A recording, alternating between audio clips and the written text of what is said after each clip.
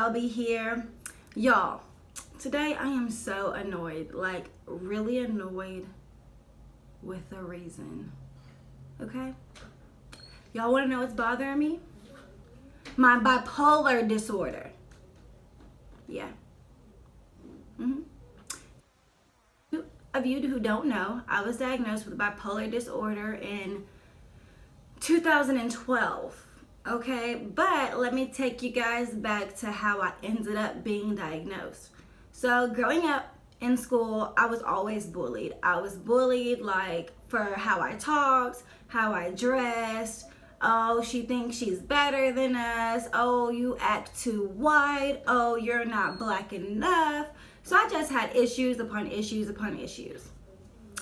And like I used to hold them in before I became just like, I'm tired of this. You're not gonna keep talking about me. You're not gonna keep disrespecting me. And I start lashing out like the Hulk, like, you wanna fight? I'll beat you up. You wanna talk about me? I'll beat you up. Y'all, like, I'm so serious. Like, if anybody said anything to me, like, I would just snap like that. Like, you know, 0 to 100. No, how about 0 to 1,000? Like, not even that, y'all. I used to be a screamer.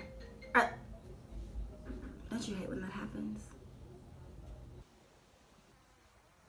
Screamer. Like, I would literally be yelling, like you could see the veins in my neck, and just like I would scream so much, like sometimes I couldn't even talk the next day because I had no voice, because I had went on a rampage of screaming.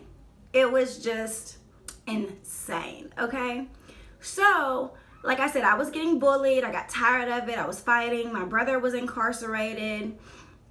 And my mom had got diagnosed with cancer. So I was dealing with all these things, right? Then my grandfather passed away. So I was dealing with all these things.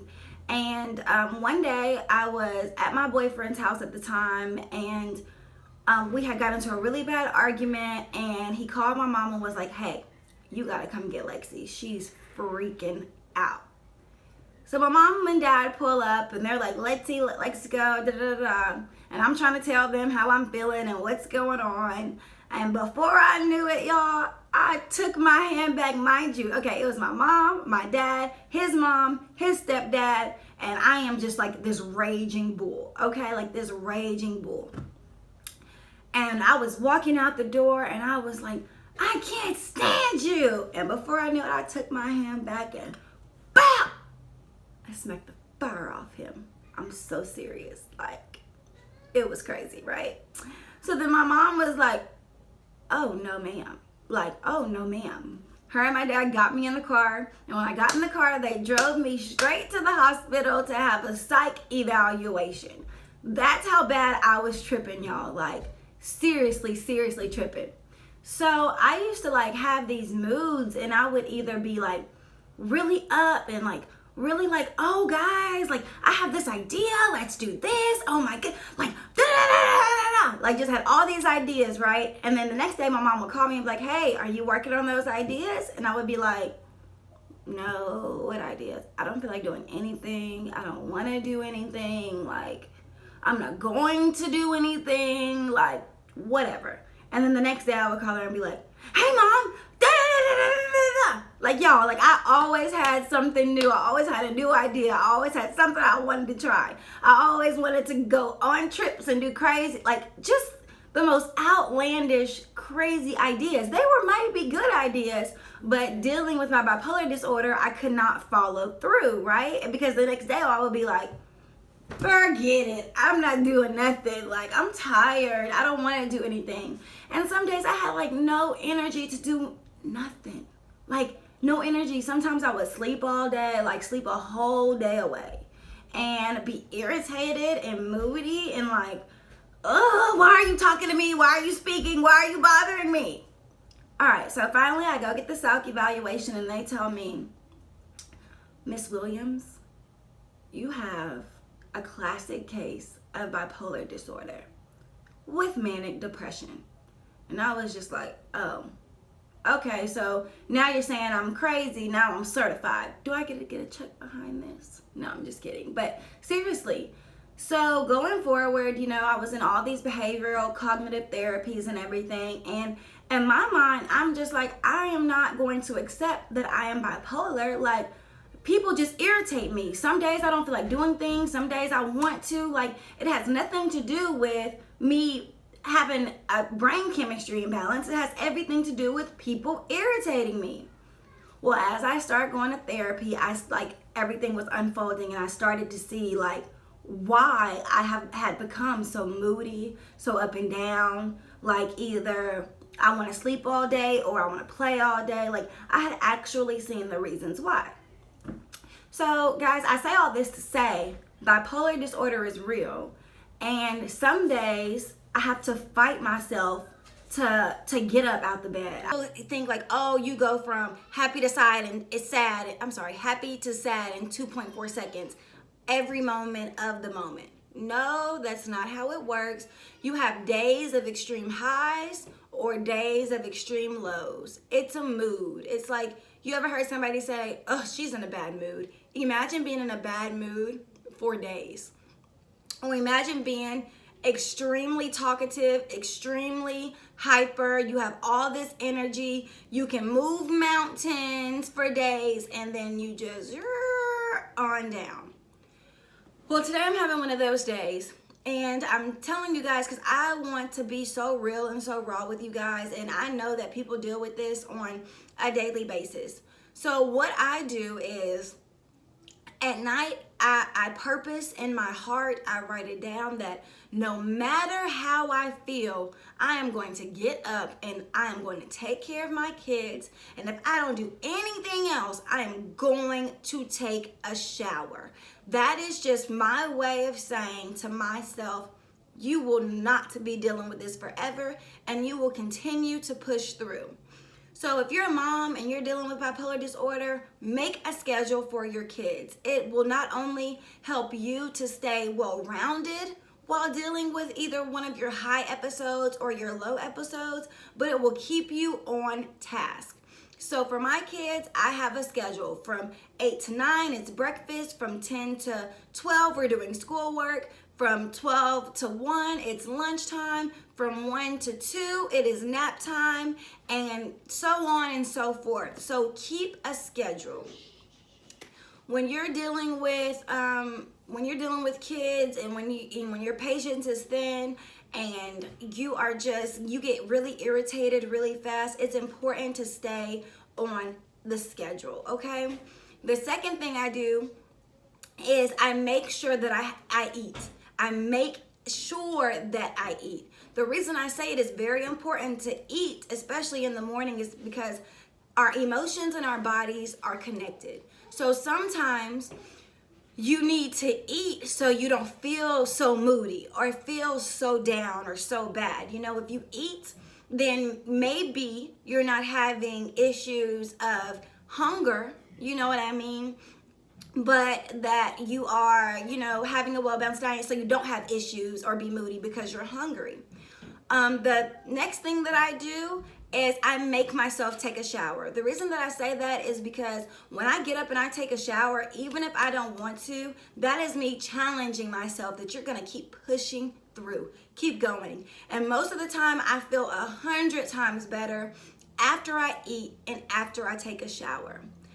The next thing I'm gonna tell you guys to do is to keep a journal. Keep a journal so you can journaling not only does it reduce stress, but if you're writing out your issues and you're releasing those triggers or anything that's stressing you, you're able to see what your triggers are and what new boundaries you need to create to not go into those triggers. If you are dealing with family members, if you're dealing with friends, if you're in a relationship, verbalize to them your condition. Verbalize to them your bipolar disorder. It's so important to verbalize so they can understand that they're dealing with someone who has high highs and low lows. It is also important so you can set healthy boundaries so you are not crossed that day and you're not triggered to be somebody you don't want to be or lash out with that anger and that rage, or for somebody to keep hassling you to get up and do this and get up and do that when you just don't have the energy or the emotion or the motivation or feeling of doing it. So it is important to verbalize so people around you know who they're dealing with. Next, guys, it is important to get enough rest. It is important. If you're not getting enough rest, not only are you still moody and exhausted, now you're dealing with bipolar disorder and you're exhausted. So you're going to be on a 10,000 extreme of I'm tired, I don't want to be bothered, and you're bothering me. Stop bothering me. So make sure you get enough rest, okay? Y'all, dealing with bipolar disorder is like, it's so hard. Like, I really wish people could really like see inside some of our heads, because they don't understand, like, you're fighting your own mind. Have you ever been in a situation where you're fighting your brain? Where your brain and your body are telling you things, but your gut instinct and your mind and your heart just are not into it? I deal with that every day of my life. But I literally have to keep going because I have kids to raise, I have a family that is depending on me, and I have to keep going no matter what. Sometimes, guys, I have to take a time out for myself. I have to go outside and get some sun and listen to music. Sometimes I have to call my mother or, my friends for that peer support. Like, girl, this is what I'm going through. It's so important to have an open line of communication. Sometimes I have to call my mom, like, Mom, I need your help. Like, come over here and help me with these kids, please. Like, I'm drowning. And she comes, so it's so important. But not even that, it's so important to know your triggers. Like, if you know somebody that's dealing with bipolar disorder, it's not, oh, she's mad right now and she'll be fine in a minute. No, it can be days, hours, weeks of the same mood. And it's so hard to break out of it, guys. That's why I'm so important with dealing with your boundaries and your triggers. Like, you have to know your boundaries so you know what you're able to handle. And if you can't handle something, it doesn't mean you're weak. It doesn't mean you are not capable. It means you just have to take some things a day, a moment, a second at a time. So don't get down on yourself if you didn't complete everything you wanted to complete that day. Don't get down on yourself if you didn't get out of bed, or if you didn't move in the manner that you wanted to move. This illness that we deal with, it's hard. Like, even right now, I don't want to be doing this video. I just want to be in bed. I don't want to move, but I refuse to let this disease take over my life. It has had power over my life in the past. It will not continue to have power over my life. So every day I have to get up and make a purpose to do something. I have to make a purpose to keep going. I have to make a purpose that I will not give up nor give in. Of course, we all want to feel normal, but I will never be what maybe society thinks as normal. So I have to find my own normal. And you can too, And if nobody understands you, then find a new group that does understand you. There are peer support groups. There are YouTube videos such as this one. There's so many ways to get the information that you need, guys. There is so much. But don't give up. Don't let this illness take over your life. Don't let it. Keep pushing through. Like, I don't feel like it right now, guys, but I'm here. And I'm grateful. And I'm thankful. And I'm going to continue to push forward. I have tried every medication that there possibly is. And some medications made my anger and rage completely worse, and some just made me feel blah. So I have to make sure that I am setting my self-care standards, my boundaries, and my triggers above all else things, so I can be that mother, so I can be that girlfriend or that wife, so I can be that friend, because sometimes I don't want to go anywhere. I don't want to pick up my phone. I don't want to talk. And sometimes I can't stop talking. Sometimes I want to call everybody in the world. And sometimes I want to go everywhere.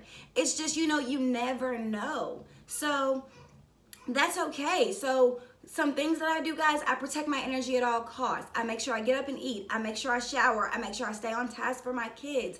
I make sure that I have my self-care, even if that's working out, getting some sun, getting my nails done, getting my hair done, kicking back with the girls for a bit, whatever it is I need to do to fully function as Lex, okay? Whatever you need to do. If you have to cut off some relationships to keep your aura and your energy intact, cut them off. If you have to limit your hours at work, limit your hours. God will provide, okay? God will provide. So do not worry. Your mental health and your self-care has to come number one for you to even be your full self, guys. It has to. So, like I said, guys, I've been dealing with bipolar disorder and manic depression all my life. There is no exact day or exact moment that I can tell you when it started. It just progressively started. It started with depression, then it started with manic episodes, and even the doctors can't tell you, like, the doctor, it could be genetics, it could be your brain chemistry, it could be that you used to use substance abuse, you used to use substances and you no longer do. It could be your environment. It could be anything that triggers, this brain chemistry in your brain. It could be anything. There's really no one diagnosis. It could even be from a trauma, So I think some of mine is because I dealt with bullying. I was always called the white girl. But then I wasn't black enough, So I think I had an issue of where do I fit in? But I had all this rage and all this anger built up, and I held it in for so long until, one day I completely exploded. I completely snapped. I broke stuff, fought, screamed. Like, y'all, I used to be one of those screamers that I screamed so much that the next day I could not talk, like a legit screamer. Anything could happen and I would go from 0 to 1,000 like that, and I would stay in these moods for days. So I'm here to tell you though, I have been doing a lot of self-care. I have been doing a lot of meditation. I have been doing a lot of deep soul searching, I wish I could tell y'all that there's some quick fix, but it's not. Like, it's not. It's really like day-to-day task.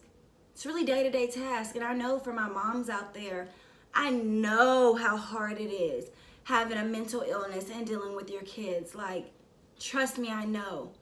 But ladies, mothers, women, whoever, men, who's ever listening, keep going. Some days you're not going to want to get out of bed. Some days you're not going to want to be bothered. Try. Because right now, guys, like I keep saying, I don't want to be making this video, but I'm going to keep pushing through because it's not gonna rule my life.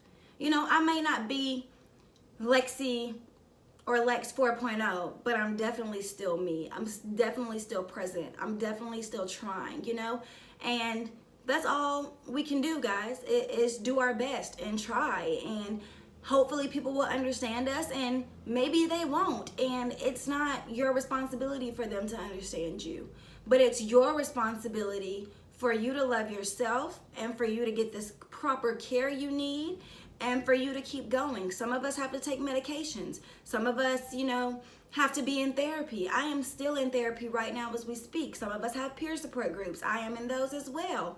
Like, you just have to find your niche, but keep going. Keep going.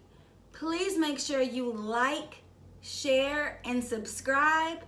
You can go ahead and hit that button right there too, guys. I'll give y'all a moment to do that just in case y'all forget or click to the next video. Do do do do do do do do do do do do do do do. Thank you so much, guys. Thank y'all. I am Lex Shelby here, and until next time, I will see y'all soon. Peace.